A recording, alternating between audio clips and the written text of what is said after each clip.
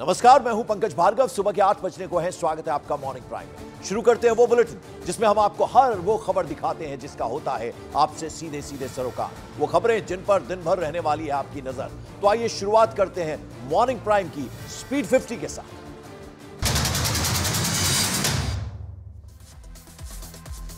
बांग्लादेश की राजधानी ढाका में हुई हिंसा। हसीना सरकार के विरोध में सड़क पर उतरे प्रदर्शनकारी। 3 हफ्ते में 300 से ज्यादा लोगों की हो चुकी है मौत। हिंसा के बाद बांग्लादेश के पीएम आवास में हुआ था हंगामा। इस्तीफा देकर बांग्लादेश छोड़कर भागी थी शेख हसीना। गाजियाबाद के हिंडन एयरबेस पर एनएसए अजीत डोवल ने शेख हसीना से की मुलाकात। 1 घंटे से भी ज्यादा चली मुलाकात। शेख हसीना और अजीत डोभाल की बैठक से बौखलाया पाकिस्तान। पाकिस्तान के पूर्व मंत्री फवाद चौधरी का बयान। बोले, बांग्लादेश के हालात में दखल न दे भारत। ढाका में पीएम आवास में हिंसा के दौरान प्रदर्शनकारियों ने जमकर की तोड़फोड़। उग्र भीड़ ने मचाई लूट। ढाका में पीएम हाउस में घुसे प्रदर्शनकारी। सामान किया तितर बितर। प्रदर्शनकारियों ने गाड़ी भी तोड़ी। बांग्लादेश के पीएम आवास पर कब्जा करने के बाद दंगाइयों का हुड़दंग। प्रधानमंत्री और उनके कर्मचारियों के लिए बनाए गए खाने पर टूट पड़े प्रदर्शनकारी। सेना ने हटाई बांग्लादेश पीएम आवास से शेख हसीना की फोटो। पीएम आवास पर कब्जे के बाद हटाई गई फोटो। बांग्लादेश में भड़की हिंसा में संसद भवन में घुसे प्रदर्शनकारी। 52 साल में पहली बार संसद का सुरक्षा घेरा तोड़ा गया। गुस्साई भीड़ ने शेख हसीना की पार्टी का दफ्तर जलाया। बांग्लादेश के गृह मंत्री का घर भी आग के हवाले कर दिया। नोबेल पुरस्कार विजेता मोहम्मद यूनुस बन सकते हैं बांग्लादेश के नए पीएम। बांग्लादेश की सेना भी यूनुस के पक्ष में है। बांग्लादेश के हालात पर नोबेल पुरस्कार विजेता मोहम्मद यूनुस ने जताई खुशी। CNN न्यूज 18 से कहा, शेख हसीना के खिलाफ लोगों का गुस्सा ज्वालामुखी की तरह फटा। बांग्लादेश के राष्ट्रपति शहाबुद्दीन का ऐलान। मौजूदा संसद भंग कर अंतरिम सरकार बनाई जाए। बांग्लादेश के राष्ट्रपति शहाबुद्दीन ने शांति बनाए रखने की अपील की। खालिदा जिया को रिहा करने का भी किया ऐलान। मारे गए लोगों के परिवारों को आर्थिक मदद। बांग्लादेश में तख्ता पलट के पीछे ISI का हाथ। खुफिया रिपोर्ट के हवाले से खबर। पूर्व पीएम खालिदा जिया के बेटे ने ISI के साथ मिलकर तख्ता पलट की योजना बनाई। बांग्लादेश में बेकाबू हालात और शेख हसीना के प्रधानमंत्री पद से इस्तीफा देकर भारत पहुंचने पर संसद के दोनों सदनों में विदेश मंत्री डॉक्टर एस जयशंकर सरकार का पक्ष रख सकते हैं। पूर्व पीएम खालिदा जिया के बेटे तारिक रहमान ने सभी छात्रों और प्रदर्शनकारियों को दी बधाई। कहा, लोगों की ताकत की वजह से हसीना को देना पड़ गया इस्तीफा। शेख हसीना के बेटे साजिद वाजेद का बहुत बड़ा बयान। राजनीति में वापस नहीं लौटेंगी शेख हसीना। पारिवारिक दबाव की वजह से छोड़ा बांग्लादेश। जमाते इस्लामी बांग्लादेश की धमकी। कहा, जहां शेख हसीना रुके वहां का उच्चायोग घेरे। बांग्लादेश मामले पर एस जयशंकर ने पीएम मोदी को दी जानकारी। बांग्लादेश के मुद्दे पर पीएम आवास पर हुई कैबिनेट की सुरक्षा समिति की बैठक। हिंडन एयरबेस जाकर शेख हसीना से मिले एनएसए अजीत डोभाल।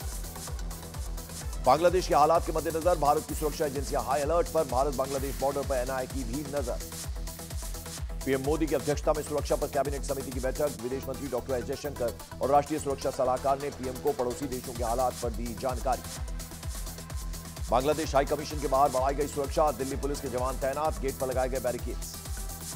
भारत बांग्लादेश बॉर्डर पर हाई अलर्ट जारी। BSF ने बॉर्डर पर जवानों की संख्या बढ़ा दी।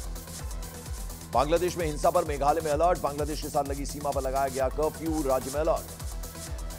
त्रिपुरा मोर्चा के प्रमुख और NDA सहयोगी प्रद्योत देव बर्मन ने बांग्लादेश के हालात पर अमित शाह से की बात। गृहमंत्री ने भारत की सारी सीमा सुरक्षित होने का दिया आश्वासन। बांग्लादेश में हुई हिंसा को देखते हुए वहां जाने वाली सभी ट्रेनों को किया जाएगा रद्द। बॉर्डर गार्ड बांग्लादेश को जानकारी दे दी गई। हिंसा के बाद एयर इंडिया और इंडिगो ने ढाका जाने वाली उड़ानों पर लगाई रोक। भारतीय रेलवे ने भी 6 अगस्त तक बांग्लादेश जाने वाली ट्रेन कैंसिल की। बांग्लादेश में जारी हिंसा के बीच ढाका के इंटरनेशनल एयरपोर्ट को किया गया बंद। सुरक्षा कारणों से लिया गया फैसला। लोकसभा में नेता प्रतिपक्ष राहुल गांधी ने विदेश मंत्री डॉक्टर एस जयशंकर से बांग्लादेश पर की बात। विदेश मंत्री ने कहा, हालात पर हमारी नजर, जल्दी करेंगे अपडेट। पश्चिम बंगाल की मुख्यमंत्री ममता बनर्जी ने बांग्लादेश के हालात पर जताई चिंता। बोली, बांग्लादेश पर ना दें कोई बयान।